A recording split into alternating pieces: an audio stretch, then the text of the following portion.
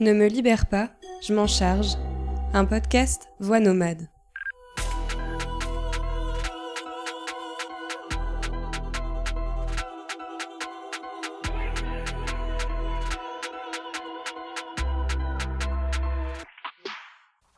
Aujourd'hui, j'ai le grand privilège de retrouver Maya, connue sous le nom de Maya Cousineau-Molène, pour un nouvel épisode de Ne me libère pas, je m'en charge. Maya est Inou-montagnaise, mais elle est avant tout une femme libre, créative et inspirante. Elle a écrit 2 recueils de poésie, Bréviaire du matricule 082 et Enfant du week-end, pour lequel elle a remporté plusieurs prix, dont celui du gouverneur général du meilleur ouvrage de langue française en poésie en 2022.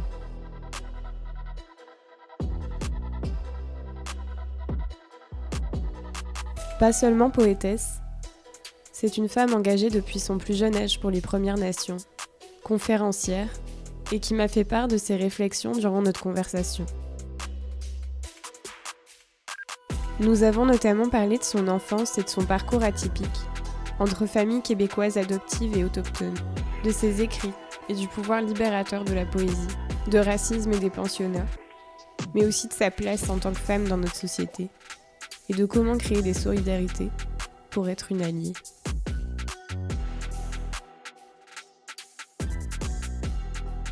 Cet entretien me semble si précieux, et j'espère qu'il vous apportera autant qu'il m'a apporté. Je vous souhaite une bonne écoute.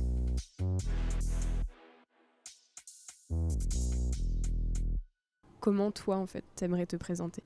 Au-delà d'être une indienne statuée, selon la loi coloniale qui gère notre vie, je suis avant tout une femme qui aime les chats, les chevaux, la nature, qui écrit de la poésie pour exprimer sa colère et s'en libérer, qui travaille de manière vocationnelle pour le monde des Premières Nations depuis plus de 28 ans maintenant, qui a toujours travaillé en fait dans ce sens-là pour aider ses peuples, pour aider les siens, à travers différents parcours, différents environnements. Et j'approche la 50aine maintenant. Et si je vis une crise, elle est douce, elle n'est pas nécessairement agressante. Et pour le moment où je suis dans ma vie, je crois que je suis contente d'y être. Donc voilà, mais je suis de la nation Innu, Inou-montagnaise, ou Innu mais pas Inuit, c'est très différent. Ma famille vit sur la côte nord, dans un petit village qui s'appelle Equanichit, Mingan. Et j'ai été adoptée par des Québécois, ce qui a fait de moi une personne un peu hybride avec un parcours singulier. Voilà. Je te remercie vraiment beaucoup. Je me demandais justement, tu es donc Inou-montagnaise, c'est ce que tu viens de nous expliquer. Est-ce que tu pourrais m'en dire un peu plus sur l'histoire en fait de ces peuples? Oh là là, j'espère que ça nous prendrait un mois pour faire l'histoire et peut-être même plus, car c'est des chapitres qui commencent tout doucement à être racontés, parce que comme je l'ai déjà entendu des fois, l'histoire des vaincus n'est jamais écrite ou est racontée de façon très différente. Mais moi, ce que je sais sur ma nation, c'est qu'on est un peuple nomade. Innu veut simplement dire être humain. Les animaux ont une grande importance dans notre culture, notamment le caribou, donc Attic, le porc-épic, donc cac ou cacous, ça c'est le bébé porc-épic, le castor, Amishk, et autres animaux qu'on retrouve dans notre milieu sur la côte nord, donc en Boréalie ou pas très loin de la toundra. Et ma communauté a été mise en réserve assez tard, dans les années entre 1950 et 1960. Donc, nous, la colonisation est quand même récente. Je suis de la première génération à ne pas avoir été dans les pensionnats dans ma communauté. Mais les pensionnats ont quand même de manière assez dure affecté les gens de ma nation. Est-ce que tu pourrais me dire justement, toi, dans quelle réalité tu as grandi? J'ai grandi dans une réalité presque parallèle ou entre deux mondes qui ne se parlaient pas à l'époque. À un moment où c'était pas très populaire d'être une Indienne, entre guillemets, ou d'être une Innu, parce qu'on vivait encore beaucoup de racisme, beaucoup de rejet. Je me rappelle que sur la Côte-Nord, il y avait le train qui montait vers Schefferville. Il y avait un wagon pour les Indiens puis un wagon pour les Blancs.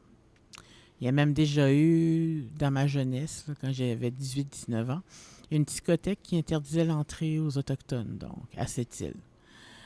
Donc j'ai connu ces périodes-là, ces ères peu glorieuses. Donc, mais depuis quelque temps, c'est en train de changer. Donc ça fait... Mon existence entre ces deux mondes-là est un petit peu moins pénible. Mais ça a toujours été une grande source d'inspiration pour de la poésie. Ça a toujours été aussi une grande source d'inspiration pour l'observation, parce que je suis quelqu'un des fois qui est un petit peu dans le contemplatif, mais en même temps quelqu'un qui est très dans l'action. Donc, j'essaye de prendre le meilleur des deux mondes pour faire avancer ma cause et celle de mes peuples. Voilà. Je sais justement que tu es quelqu'un qui est très engagé pour les Premières Nations. Et j'aurais voulu savoir, en fait, quels étaient tes premiers engagements, finalement? Le premier de tous les premiers, je pourrais te dire, ça aurait été d'accepter qui je suis, d'accepter mon physique, d'accepter ma couleur, d'accepter mes yeux, d'accepter, en fait, mes traits qui font de moi une Innu, parce que c'était pas bien accueilli dans la société coloniale. Par la suite, ce qui est devenu important pour moi, quand j'ai vraiment saisi c'était quoi être Première Nation au Québec, c'était de faire avancer la parole des jeunes. Ben, à l'époque aussi, j'étais jeune, mais je me rappelle, j'avais été comme influencée par une image, je me rappelle plus où je l'avais vue, à la télé sûrement. On voyait un jeune autochtone qui représentait un groupe politique. Dans ma tête, d'une manière inconsciente, je me suis dit, c'est ça que j'aimerais faire, donner une opportunité, un accès à notre jeunesse de s'exprimer. Donc, l'opportunité est arrivée assez vite quand je suis arrivée à l'université. D'ailleurs, je suis arrivée à l'université en 1996, l'année où le dernier pensionnat a fermé, pour te donner une idée. Hein? Et j'ai eu la chance, assez tôt dans ma carrière, de rencontrer un homme merveilleux qui est devenu mon mentor, qui est un érudit Wendat, qui s'appelle M. Claude Picard. J'ai beaucoup, beaucoup de respect et d'affection pour lui. Il est encore d'ailleurs un mentor dans ma carrière. Et il m'a pris un peu sous son aile quand je suis arrivée à Québec, quand j'ai décidé de prendre mon premier emploi un peu indépendante de mes parents, parce que mes parents avaient une entreprise touristique, donc j'allais les aider. Mais le deuxième été à l'université, j'ai décidé de rester à Québec. Et c'est là que j'ai commencé à travailler dans le monde des Premières Nations et que j'ai rencontré M. Picard. Et par la suite, c'est ça, j'ai commencé vraiment plus mon implication dans ce qu'on appelle là, créer des associations ou créer des mouvements politiques. Donc, c'était à l'époque où il y avait ce qu'on appelle le Sommet du Québec et de la jeunesse. Avant, c'était le Sommet de la jeunesse, mais soudainement, le Québec s'est rappelé qu'il y avait des intérêts politiques, donc il s'est mis devant la jeunesse. C'est vraiment symbolique. Et je travaillais pour le secrétariat aux affaires autochtones à l'époque, mais entre-temps, c'est bizarre à ce moment-là. Je suis devenue représentante jeune femme autochtone du Québec, donc j'avais commencé à m'impliquer dans certains mouvements politiques. Et quand ça s'est issu à mon travail, on m'a dit que j'étais en conflit d'intérêts. Et ça m'a fait bizarre parce que j'ai dit, comment ça? C'est à cause du financement, mais bon, tu sais, c'est des situations que des sociétés coloniales, elles seules peuvent créer, je crois. Donc, mon contrat s'est terminé. C'est correct, ça m'arrangeait. Et quand il est venu le temps de faire partie de la délégation des jeunes, parce qu'on avait rencontré des jeunes de l'ensemble des 10 nations, les Inuits étant un peu à part, puis il y avait eux leur propre organisation, j'ai pu faire partie de cette délégation-là. Et ça aurait été une expérience assez marquante dans le sens qu'on avait 2 fonctionnaires québécois qui nous suivaient à ce moment-là. Et l'un d'eux m'a vraiment, quand je suis arrivée au centre des conventions pour rentrer, il m'a vraiment attrapé par le bras, me l'a serré en disant « Maïa, il faut que tu choisisses le Québec ou les femmes autochtones. » Pour moi, qui était un choix absolument incohérent d'une connerie affirmée et d'un racisme, je pense, inconscient ou conscient, je ne sais pas. Mais moi, ma réponse est venue de mon cœur. Ça a été les femmes autochtones. Et c'est ainsi comme ça que j'ai pu vraiment commencer à travailler pour la cause des jeunes, où je suis devenue coordonnatrice du dossier jeunesse pour l'Assemblée des Premières Nations Québec-Labrador, en travaillant avec M. Picard. On a pu organiser des forums de travail avec des représentants de l'ensemble des nations au Québec. Ça a été pour moi un travail que j'avais à cœur, qui était important pour moi, qui était vital. Et pour moi, c'était important aussi de ne pas sentir que je favorisais juste ma nation. D'ailleurs, on me l'a fait remarquer à la suite. On disait, Maïa, on se sentait égal devant toi. On avait peur que tu favorises juste ta nation. J'ai dit, non, j'ai dit, pour moi, c'est normal, tu sais. Et j'ai été contente quand le Conseil des jeunes des Premières Nations du Québec et du Labrador a été créé. Et par la suite, ce conseil-là est devenu l'actuel Forum jeunesse des Premières Nations. Et entre-temps, quand j'étais à l'Université Laval, on était beaucoup d'étudiants autochtones, du moins quelques-uns qui commençaient à se rassembler. Et de là est venue l'idée de créer une association étudiante. Moi, j'avais comme un peu les leviers que je pouvais travailler dessus. Et je les ai utilisés pour avoir le soutien de l'université, pour retrouver les étudiants autochtones qui s'identifiaient. Et on a pu ainsi, à l'arraché, mettre sur pied l'Association étudiante des Premières Nations, qui est devenue l'Association étudiante autochtone à l'Université Laval, qui, je crois, fonctionne encore. Ça a été créé en 2000-2001, donc ça donne une idée. Puis moi, je pense qu'il faut croire à ses rêves, surtout quand on nous dit que c'est impossible à faire. Moi, quand on me dit ça, là, c'est comme « Ah, c'est un défi, puis tu vas le faire. » Donc, ça avait été le cas, et je suis fière de voir qu'elle fonctionne encore. Donc, ça a été beaucoup ça, puis c'est en général aussi le respect que l'on doit démontrer aux Premières Nations. Travailler fort sur la connaissance de l'histoire, c'est pour ça que je suis conférencière aussi. Conférencière ici au Québec, conférencière à l'international en Europe. Je suis invitée parce qu'en étant aussi écrivaine et poète, bien, ça me donne un droit d'entrée dans différentes universités, différents milieux, où je peux justement partager mon histoire, l'histoire du Canada et les chapitres oubliés qui concernent l'histoire des Premières Nations. Bon, c'est super important que tu portes toutes ces casquettes et je suis vraiment trop admirative de toi. Donc, vraiment, merci de me faire partager ce moment-là. Et justement, tu as un peu parlé du fait que tu es également écrivaine, poétesse. Mm-hmm. J'aimerais savoir, en fait, tu en as un petit peu parlé au début de notre entretien, mais qu'est-ce qui t'a donné envie d'écrire et plus particulièrement de la poésie? La poésie. En fait, ce qui est arrivé, c'est que mon éducation, en fait, ma mère adoptive, elle savait quand elle m'a pris dans sa famille que je partais 2 coches en dessous. J'étais femme et autochtone. Donc, ça partait mal pour moi, entre guillemets. Et je devais... en fait, ils ont encouragé l'affirmation de mon caractère, je dirais. Beaucoup le sens de la répartie et aussi les études et la lecture. Ça a vraiment été... ça a été ça pour eux, leur manière de me donner des armes pacifiques, on va dire. Et mes parents m'ont beaucoup encouragé à lire quand j'étais jeune parce qu'ils savaient que je vivais déjà une certaine solitude, n'étant pas acceptée du côté autochtone ni acceptée du côté québécois. Donc, mes parents avaient une immense bibliothèque avec des livres sur l'histoire de l'Europe, de l'Égypte ancienne, de la Grèce antique, de grands personnages historiques, que ce soit Mazarin et Richelieu, des peintres comme Velázquez et Goya, Élisabeth Ier, Élisabeth de Wittelsbach. Donc, c'est tout ça qui a beaucoup habité mon imaginaire quand j'étais plus jeune. Et aussi les livres de la comtesse de Ségur. Donc, ça a beaucoup été ça. Et tu sais, ce mouvement merveilleux quand tu commences à lire un livre et que c'est pas juste un livre, mais tu vois l'histoire arriver dans ta tête et tu te déconnectes totalement du monde extérieur.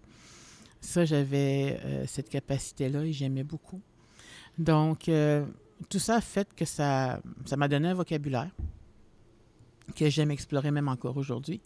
Et quand je suis arrivée en 6e année, là, je ne sais pas pour vous c'est quoi votre équivalent, mais 6e année, C'est la 6e. OK, Ouais. c'est bon. On nous demandait d'écrire des textes, d'écrire un conte. Puis j'avais écrit un conte assez long. On était 2 étudiantes à l'avoir fait dans la classe. On avait dépassé, tu sais, mon but c'était d'écrire une histoire puis de montrer que je pouvais écrire longtemps. Et par la suite, quand je suis arrivée au secondaire 4 ou 5, j'ai eu un cours de poésie. Et c'est là que ça m'a vraiment comme accroché et que j'ai commencé à écrire de la poésie à cet âge-là. Donc vers 13-14 ans. Et je vivais justement beaucoup d'enjeux identitaires, beaucoup d'enjeux de racisme, autant dans ma famille qu'à l'externe avec les Québécois. Puis c'était un moment difficile pour se faire accepter. Mais c'est ça, fait que ça a vraiment été un moment pour moi de commencer à m'initier à la poésie. Et à cette époque-là, ben, on n'avait pas grand artiste autochtone, tu sais, qui était encouragé ou qu'on nous parlait, tu sais. Donc, moi, ça a beaucoup été Richard Séguin, Luc de la Rochelière, même Céline Dion, Michel Rivard aussi, qui ont influencé un peu comme le côté poétique. Bon, je sais que Céline Dion n'écrit pas ses textes, mais dans son interprétation, tout ça. Donc, fait que c'est ça. Puis la poésie m'accompagne. C'est un outil pratique, parce que c'est un outil invisible qu'on garde dans notre tête.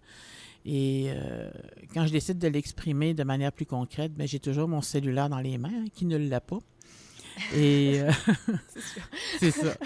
Donc, quand il me vient une idée ou quelque chose qui me fait réagir, ben, je prends mon cellulaire puis j'écris un texte.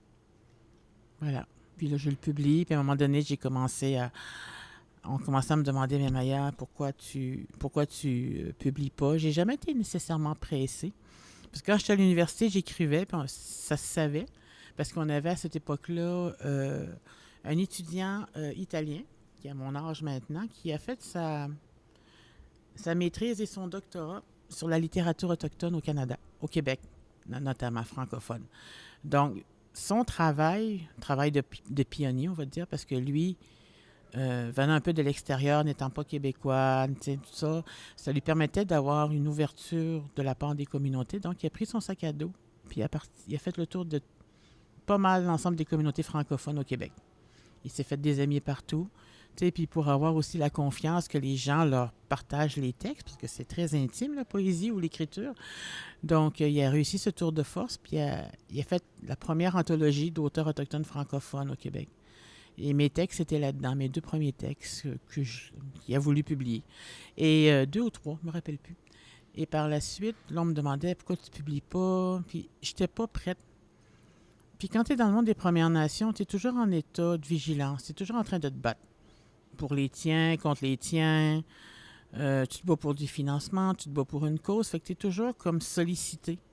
Et pas très souvent au repos. C'est juste depuis 2017-2018 que j'ai travaillé sur mes textes puis que j'ai publié. Donc, c'est comme ça qu'est arrivé mon premier recueil à moi tout seul, Bréviaire du matricule 082.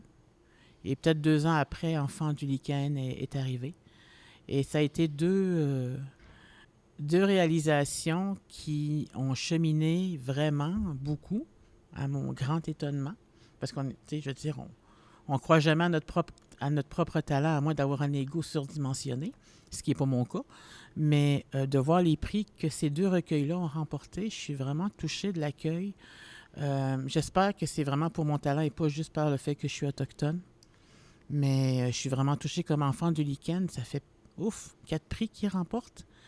Il y a le prix du gouverneur général 2022 en catégorie poésie. Prix Voix autochtone du Canada, catégorie poésie aussi. Les étudiants du cégep de la Naudière, donc des étudiants l'ont choisi. Puis il y a un autre prix qui s'en vient que quand ça va être diffusé, ben, le prix va être connu, mais c'est ça. C'est le prix des enseignants de langue française, catégorie poésie. Donc, par les enseignants et les étudiants, il est choisi Enfant du lichen, c'est incroyable. Ça, c'est des belles surprises. C'est une belle manière, c'est une belle reconnaissance que je trouve.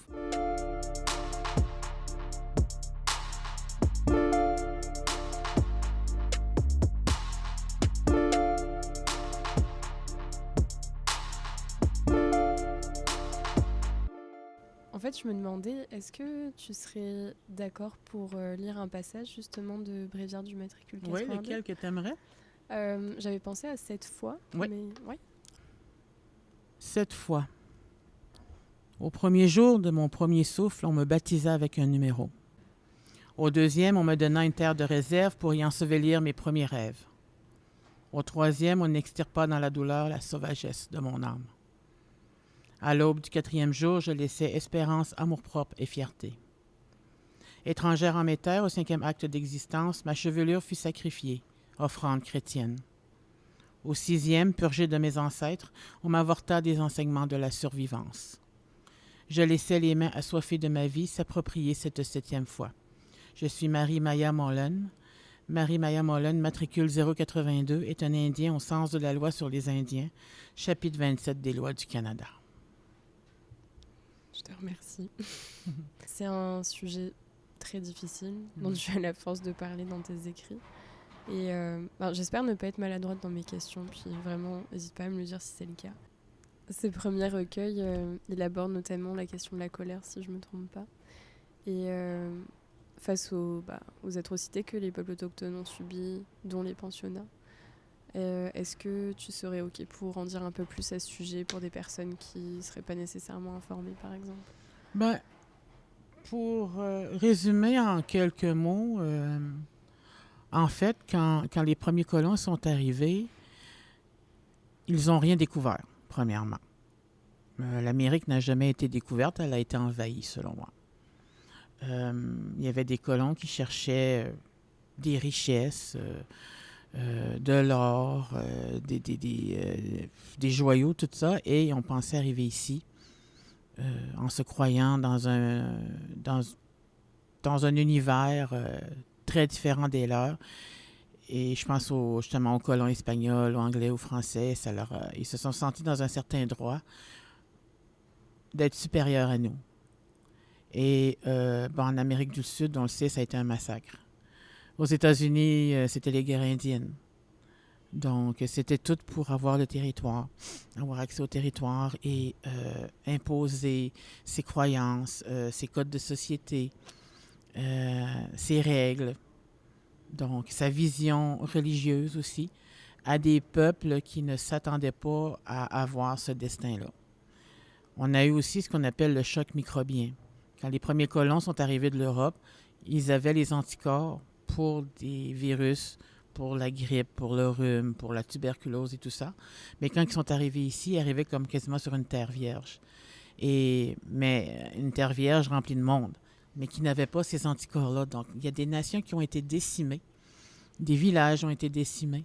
Au Canada, on est de 55 à 60 nations survivantes pour 630 communautés autochtones, donc 630 réserves. Aujourd'hui, on dit communauté, c'est le terme qui est mieux accepté. Ouais. Quand les liens ont commencé à se définir entre les colons britanniques, les colons français et les communautés autochtones, la plupart avaient un mode de vie nomade. Les premières, en tout cas, les nations autochtones qui avaient un mode de vie nomade dérangeaient la colonisation parce qu'il y avait des vues économiques sur des lieux, sur des richesses, des mines, des rivières. Donc, ils ont décidé de créer la loi sur les sauvages. Donc, la loi de l'assimilation graduelle des tribus sauvages, qui est devenue la loi sur les Indiens. Cette loi-là encadrait toute notre vie spirituelle, juridique, sociale, maritale, tout. Et ça nous a empêchés aussi de se déplacer. Donc, les lieux où nous sommes en ce moment, dans les communautés autochtones, ça n'a pas été choisi par nous. Ça nous a été imposé par les fonctionnaires qui ont écrit cette loi-là. Et c'est une loi raciste, on ne s'en cachera pas. C'est une loi aussi qui joue sur la pureté du sang, donc l'appartenance. Le code d'appartenance des communautés est influencé par cette loi-là. Et ça a amené toutes sortes d'enjeux, comme juste l'arrivée des maladies génétiques ou des maladies de mariage consanguin. Parce qu'avant, les aînés gardaient un œil sur les lignées. Donc, tu ne pouvais pas te marier avec ton cousin. Mais à force d'aller comme dans les réserves et de ne pas avoir le droit de sortir et d'aller dans les pensionnats, parce qu'il y a eu les pensionnats autochtones aussi qui ont fait beaucoup de ravages, les gens revenaient, n'avaient peut-être plus la connaissance des traditions, des enjeux génétiques. Et donc, ça a amené justement des mariages entre cousins, des mariages qui ont amené des maladies génétiques qu'on ne trouvait pas avant. Donc, il y a eu ça. Il y a eu aussi une espèce de racisme entre nous. Si on était assez pur, on était assez autochtone, donc des rivalités même dans la même nation ou entre nations pour du territoire, des choses comme ça. Donc, ça a amené beaucoup, beaucoup de mots, MAUX, et beaucoup d'enjeux pour lesquels on travaille encore. Donc, et si on pense juste au pensionnat ou ce qu'on appelle aussi école résidentielle, ben écoute, il y a toute une histoire d'abus physiques, sexuels, psychologiques, morales, euh, de maltraitance. Il y en a qui ont eu des belles expériences, quelques-uns, mais pour la majorité, ça a vraiment été difficile. Comme moi, ma famille Innu a complètement été détruite par les pensionnats. Aujourd'hui, on se retrouve, on est là, on s'aime, mais ça aura changé à jamais notre dynamique familiale. Donc, voilà. Puis ensuite, après les écoles résidentielles, ce que j'explique souvent, c'est que les enfants sortant des pensionnats, ben, ils ont fait des enfants eux aussi, mais avec des enjeux. Et les services sociaux des principales des provinces canadiennes ont décidé d'utiliser ce motif-là pour venir enlever les enfants et les envoyer en adoption. Ce qu'on appelle la RALF des années 60 à 80. Et c'est pour ça qu'on retrouve des enfants autochtones en Allemagne, en Suisse, en France. Justement, je connais une dame qui vient de ma nation Innu, mais qui a été élevée en France. Elle est vraiment... Ben, elle, ça a été, je pense, une histoire positive, mais c'est ça. Elle a les traits d'une Innu, mais elle a l'accent français très fort. Et on voit, tu sais, qu'elle a pris les usages du pays, tout ça, mais il y en a d'autres que vraiment, ça a été des histoires d'horreur aussi. Donc, on n'a pas été épargnés. Puis encore aujourd'hui aussi, faut se battre pour faire respecter nos droits. Faire respecter nos droits d'utiliser le territoire. Mais c'est ça, c'est toujours des enjeux. C'est sûr. Et j'ai l'impression que petit à petit, du côté des colons et des blancs, etc., j'ai l'impression qu'on prend de plus en plus conscience et j'espère que ça va continuer d'aller dans ce sens. Oui. J'aimerais aussi parler justement d'un sujet qui des fois est un peu tabou, c'est la réconciliation.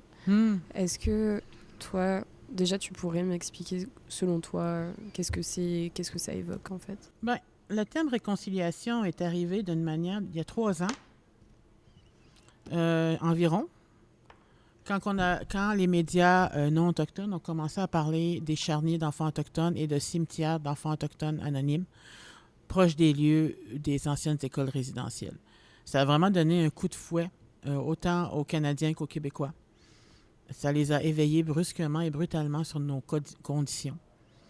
Et ça a amené un mouvement de sympathie. Et c'est là que le terme réconciliation, qui avait été aussi amené par la commission Vérité-Réconciliation, c'est une commission d'enquête sur les écoles résidentielles. D'ailleurs, ma propre mère Innu a témoigné à cette commission-là. Et c'est là que le terme réconciliation a commencé à être utilisé. Et de plus en plus avec la journée de la réconciliation qui est le 30 septembre, depuis 3 ans. Moi, j'ai un enjeu avec l'utilisation de ce terme-là. Parce que quand on veut se réconcilier, c'est qu'à quelque part, les deux parties ont fait quelque chose de mal. Moi, je me dis, qu'est-ce que les nations autochtones ont fait de mal à part avoir été un peu trop naïfs? Puis je le dis, pas teinté de colère ou de rancune, mais c'est le passé et l'histoire parle. Donc, s'il y a une réconciliation à faire, je pense que c'est peut-être plus entre nous, entre familles déchirées par les pensionnats, entre nations pour le territoire ou entre nations pour différents enjeux, entre communautés. Fait que s'il y a une réconciliation à faire, elle est à l'intérieur de nos peuples. Et par la suite, moi, ce que je vois envers la société coloniale ou canadienne ou québécoise, c'est peut-être plus un travail de co-création, de collaboration, tu sais, d'avancer ensemble, en fait, puis de trouver une façon maintenant de redéfinir ce territoire, ce pays, ces provinces. Je te cache pas que en tant que femme blanche que je suis, française, j'ai encore beaucoup de choses à apprendre, à déconstruire, etc. Et j'ai envie de faire ce travail, d'aller vers les personnes qui subissent toutes sortes d'oppressions et d'ouvrir cette parole-là, parce que des fois, à trop avoir de tabous et à marcher sur des œufs, je suis pas sûre que c'est ça qui fasse avancer les choses. Et je me demandais, en fait, Qu'est-ce que tu recommanderais aux personnes qui, justement, sont dans cette position-là, qui ont envie d'être des alliés, et comment tisser des solidarités, notamment entre femmes? Ben, de mettre de côté tout de suite les idées préconçues, d'arrêter d'utiliser le terme tribu. Hein? C'est diffusé en France, ça. Ben, arrêtez d'utiliser le terme tribu. On n'aime pas ça ici. Ici, c'est nation, du moins au Québec. Aux États-Unis, on va entendre le nom tribe, tribu. Ça leur appartient. Mais ici, au Québec, au Canada, nation, First Nation, respectons-nous là-dessus. Parce que moi, je trouve qu'à quelque part, ça place des pays comme la France ou l'Angleterre dans une situation de colonisation de pays colonial, et ça peut peut-être justifier une certaine fierté face à ça. Alors que pour moi, c'est pas un objet de fierté parce que ça a détruit nos modes de vie. Se dire aussi que désapprendre certaines choses qu'on a apprises sur nous et d'être capable d'accepter d'apprendre de nouvelles choses. Quand on vient au Québec, d'aller au-delà du cliché des habits touristiques, mais de se mettre en position d'écoute et d'ouverture. De ne pas avoir peur non plus d'aller dans les différents powwows, dans les communautés autochtones, parce que maintenant, on est vraiment en train de s'organiser au niveau touristique. Au niveau de l'histoire, il y a beaucoup maintenant d'informations sur Internet, donc d'aller s'informer aussi soi-même en partie et d'encourager aussi les gens qui font des conférences, que ce soit moi ou d'autres personnes, parce que je sais qu'il y a d'autres artistes ou conférenciers autochtones qui œuvrent dans ce domaine-là. Et chacun, on a une manière d'apporter l'histoire qui enrichit l'un et l'autre. Donc, ne pas avoir peur de nous inviter. Lire notre littérature aussi. Lui donner une porte d'entrée en Europe. Là, j'ai une belle nouvelle, du moins. Là, j'attends que ça soit vraiment confirmé. Mais j'ai la maison d'édition des paysages qui va acheter les droits de Bréviaire du matricule 082, je crois, et Enfants du Lichen pour éventuellement les diffuser en France. Ça a toujours été un enjeu. En plus, ces deux recueils-là ont des préfaces de grandes dames de France, on va dire. Ce sont Mme Ariane Nouchkine, du Théâtre du Soleil, pour mon premier recueil, et le deuxième de Mme Hélène Sixou. Donc, je trouve que c'est des belles portes d'entrée pour aller tendre la main à la France, à la Belgique. Voilà. Ok, je te remercie. Et tu me disais au tout début aussi que, certes, tu es considérée comme une personne autochtone et c'est également ce qui t'identifie, mais bien sûr, tu n'es pas que ça. Tu es une femme avant tout, tu es une personne qui aime beaucoup la nature, qui écrit. C'est quoi finalement, qu'est-ce que ça t'apporte ce rapport à la nature maintenant que tu habites à Montréal? Est-ce que parfois tu trouves ça difficile de vivre dans un environnement très urbain? Est-ce que... Très bétonné, oui. Ouais. Malheur à l'arbre qui va essayer de pousser. Moi, je vis à Longueuil, donc c'est un petit peu moins bétonné. Il y a des endroits qu'on peut prendre des marches, il y a des parcs. Il y a des parcs aussi à Montréal. Mais oui, ça me manque. Ma région me manque. De marcher sur la plage, dans ma communauté, ça me manque. Sentir l'air salin, voir les baleines, aller sur le territoire, ça me manque beaucoup en ce moment. Mais en même temps, si je veux que ma carrière littéraire fonctionne, si je veux agrandir le réseau de contacts, si je veux poursuivre le travail, c'est un sacrifice pour le moment que je fais. Et là, c'est sûr que là, je suis dans un nouvel emploi depuis janvier dernier. Donc, pour le moment, c'est sûr que prendre des grands congés pour aller sur le territoire, c'est une autre histoire. Mais éventuellement, oui, j'aimerais là, retourner un peu chez moi puis renouer là, avec ce qui fait que c'est chez nous. Je ne sais pas trop. Je comprends. J'aimerais terminer par 3 petites questions, si Oui. ça te convient. Quels sont tes projets futurs, si tu as envie d'en parler? Est-ce que tu as des choses qui sont prévues Écoute, là, tu me surprends en train de travailler sur mon 3e recueil. Oui. Si tout va bien, il devrait sortir sous le titre « La bienveillance du chat noir ». Ça coupe un peu des 2 premiers, mais il va quand même avoir de la poésie sur l'univers autochtone, si on ne s'inquiète pas. Je pars dans quelques semaines pour la Belgique. Je retourne à Bruxelles, en fait, pour participer à un marché de Noël, donc en tant que représentante d'une délégation autochtone, donc donner des conférences, faire des rencontres, lire de la poésie, Donc, m'avoir cette opportunité-là pendant une dizaine de jours.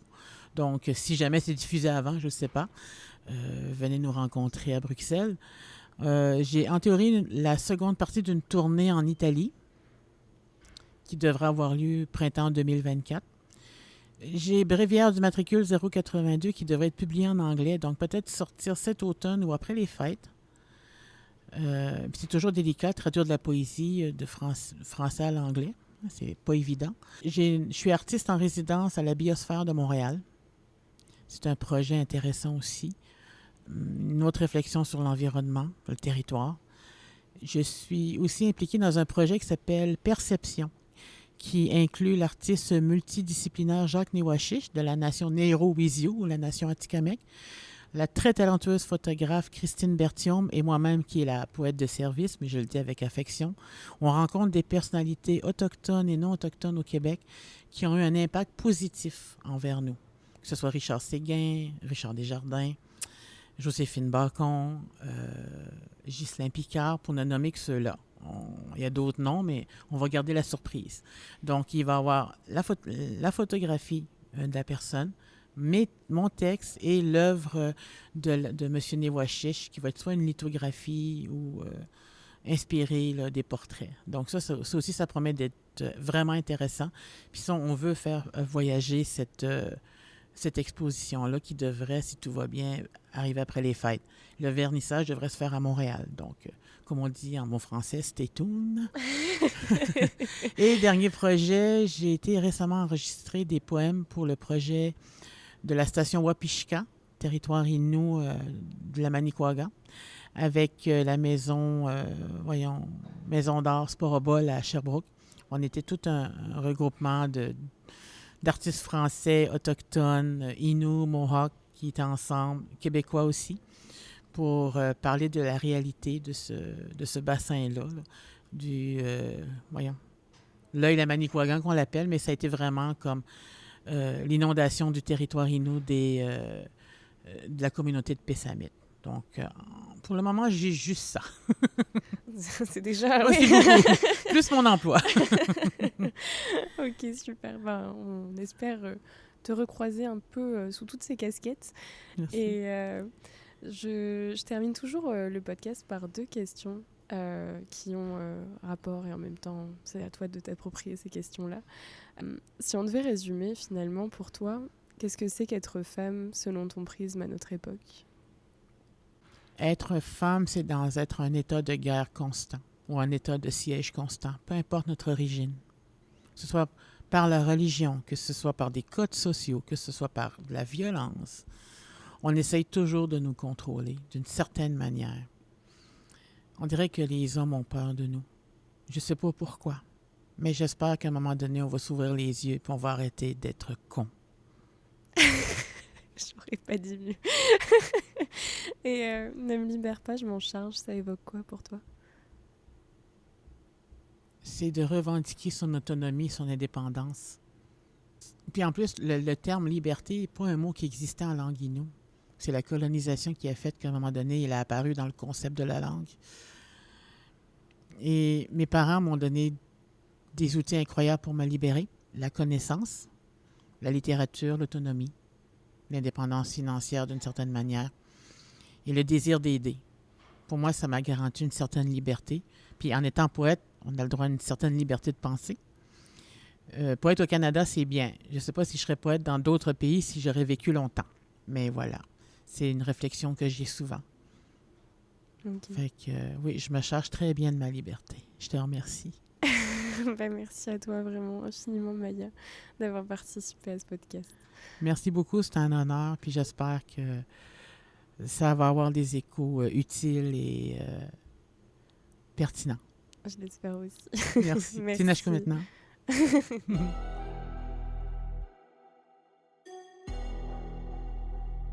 J'espère que l'écoute de cet épisode vous aura éclairé sur une nouvelle réalité. Et je vous invite à lire, relire et découvrir Maya et ses différents projets. Les liens se trouvent dans les notes de l'épisode. Et comme d'habitude, je vous invite à retrouver tous les portraits réalisés sur le site web ne me libère pas, je m'en charge.com et sur la page Instagram du même nom.